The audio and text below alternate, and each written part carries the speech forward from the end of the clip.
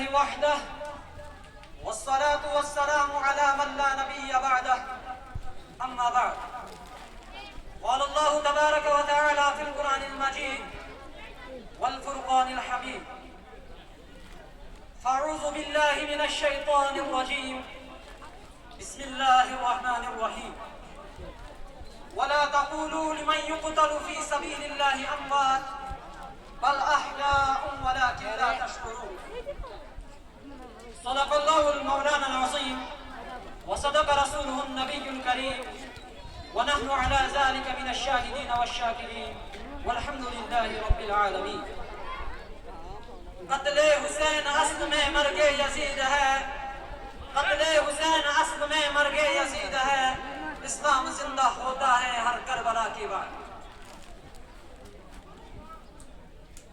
صدر باوقار، حکم صاحبان اور سامعین کرام، السلام علیکم ورحمۃ اللہ وبرکاتہ.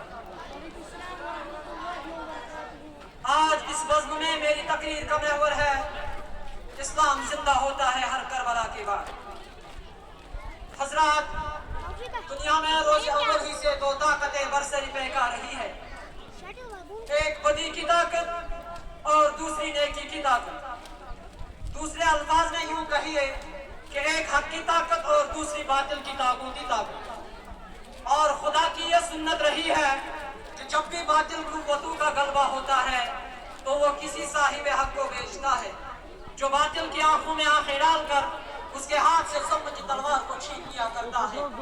قوم نوح علیہ السلام کی سرکشی توڑنے کے لیے حضرت نوح علیہ السلام، آگ کے گمنڈ کو چور کرنے کے لیے حضرت ہود علیہ السلام، سمود کے غرور کا طلسم پاش پاش کرنے کے لیے حضرت صالح علیہ السلام، قومی لوگ کی بے حیائی اور بغیرتی کا علاج کرنے کے لیے حضرت لوط علیہ السلام، فرعون کی خدائی کا نشہ کافور کرنے کے لیے حضرت موسیٰ علیہ السلام، اور اخیر میں دنیا کی شب دیجور کو صبح تابہ بنانے کے لیے حضرت محمد صلی اللہ علیہ وسلم تشریف لائے.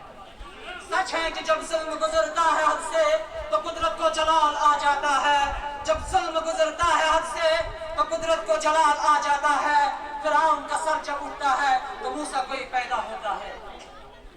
سامعین کرام، حق و باطل کی اسی کشمکش کی ایک کڑی حضرت حسین علیہ السلام کی ذات گرامی ہے، جنہوں نے ظلم کے آگے سر نہیں جھکایا بلکہ آگے بڑھ کر اس سے نبرد آزما ہو گئے اور دنیا کو بتلا دیا کہ بزدلی حد سے گزرتی ہے تو بنتی ہے یزید، شجاعت کی ہے معراج حسین ابن علی.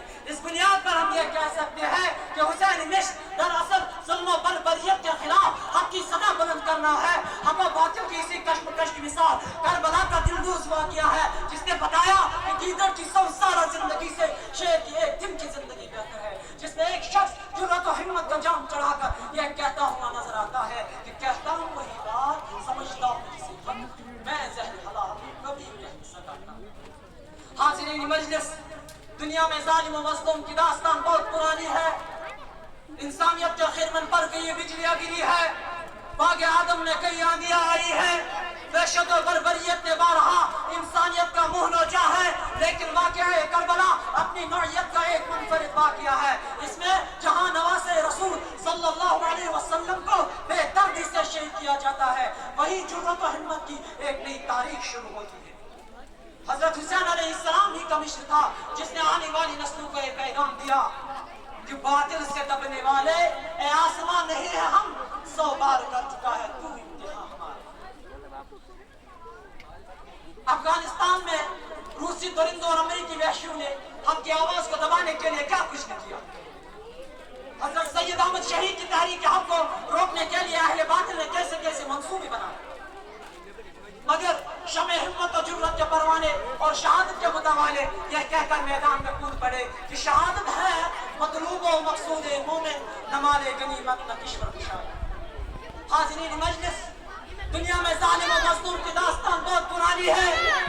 انسانیت کے خرمن پر کی بجلیاں گری ہے، باغ آدم میں کئی آندیاں آئی ہیں، وحشت و بربریت نے بارہا انسانیت کا منہ نوچا ہے.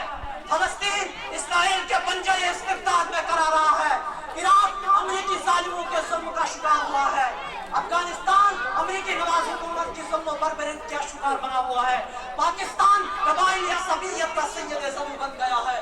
पूरे अरब ममालिक आज एक अजीब कैफियत से गुजर रहे, कहीं खामोशी है, कहीं बेबसी है और कहीं अपने ही भाइयों के दर्द पर आंखें बंद की जाए।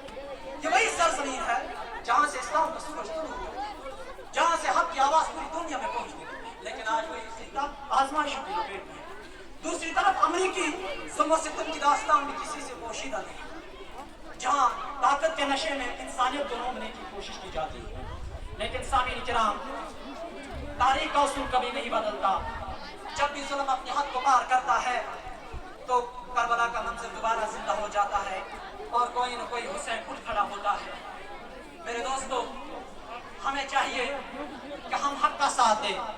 अगर हमने हक का साथ दिया तो यही हुसैनी किरदार दुनिया को बदल सकता है।